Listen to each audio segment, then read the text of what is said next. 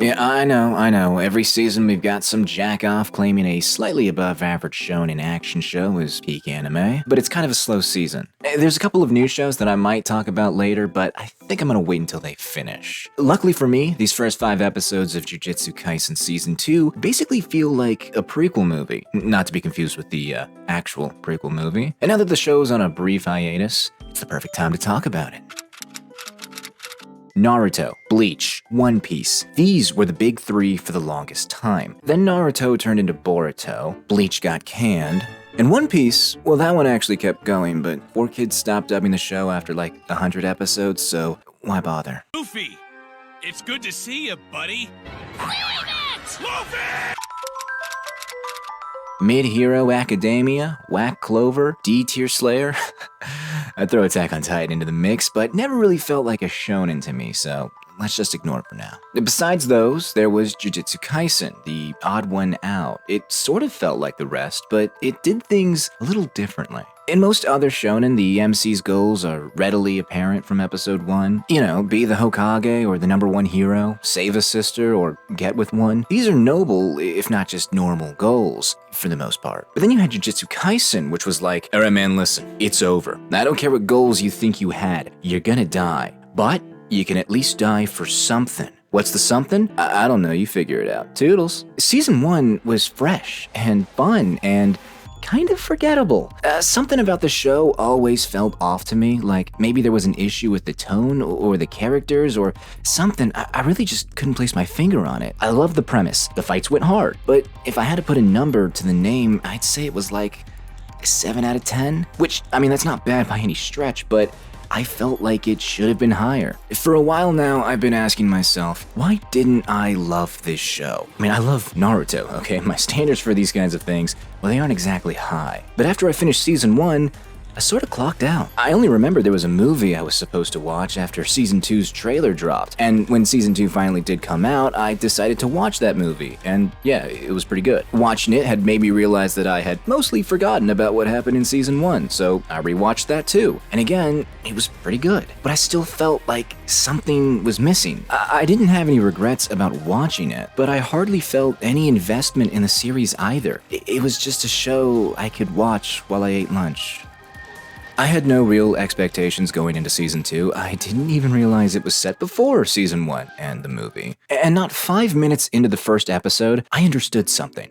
Things were going to be different this time. Maybe it's because there's a different director now, but I'm loving season 2. The animation, the interactions, the characters themselves, pretty much all of it. The designs definitely look more simplistic compared to season 1, but I don't really mind. Simpler designs mean more fluid animations, and season 2 has not been a disappointment in that department. Now, season 1 already had a lot of great fights, and the movie, even better ones. Season 2's fights are at least as good as season 1's, possibly better, kinda just depends on what you want from a fight scene. Yeah, I really just don't have any complaints so far. The only thing I don't like is that the next few episodes are gonna be recaps. Watching season 2 made me realize why I felt disappointed by season 1. It's the Brotherhood problem. Season 1 felt like Full Metal Alchemist Brotherhood. Now, I do like Brotherhood. It's got an amazing story, wonderful characters, beautiful animation, a gripping soundtrack, and a great message. But it's also filled with a lot of comedy that just doesn't work for me, either because I don't find the joke itself all that funny, or because the joke undercuts an emotional scene. I mean, it's not Marvel tier or anything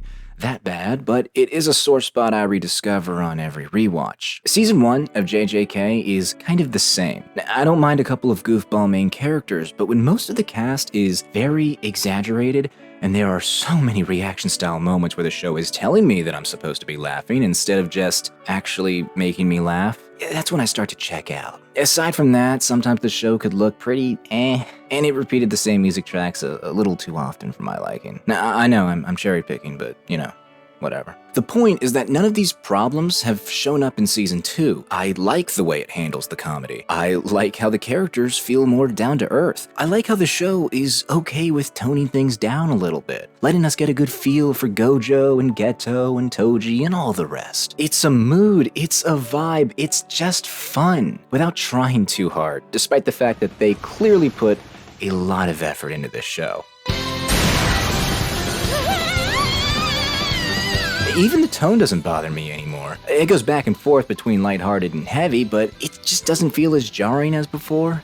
And speaking of those heavier moments, yeah, it can get kind of edgy at times, but it never reaches a point where I can't take it seriously anymore. Actually, it's kind of the opposite. Yeah, I never really cared for Geto as a villain. He played his part well enough, but he didn't leave much of an impression, probably because he shared the spotlight with more involved villains. He kind of felt like a mustache-twirling villain in the background, but with a happy attitude, and also no mustache. He shares the same voice with Oshino, which is pretty cool, but I could have sworn he was supposed to be recast for acting a little more like Araragi.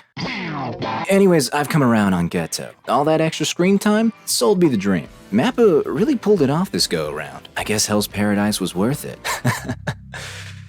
Yeah. Alright, we gotta talk about the MQ. Is Mappa a good studio? Mappa, more than any anime studio I'm aware of, is always the center of some kind of controversy, usually rooted in brain rot, which is a real shame because there are legitimate criticisms to make about Mappa's shows. Things like rushing the story and poor color grading. I don't know who needs to hear this, but you can critique a show and still like it. There's also the stuff that goes on behind the scenes with Mappa. There's something to be said about their aggressive release schedule and sweatshop working conditions that usually sour the many shows it continuously puts out every year. But Jujutsu Kaisen, that's Mappa's baby. It's the show that made the studio a household name, so it's no surprise they pulled out all the stops and some of the budget and talent from their other shows for this one. It also seems like they learned from the mistakes of Chainsaw Man. Now, I'm someone who loves the Chainsaw Man anime. Not likes, loves. But even I could admit that first episode could have been better. First impressions are everything. A CGI model for the main character in an extended fight sequence, probably not the best move. Nakayama, listen man, I trust the plan, but you've got to do better.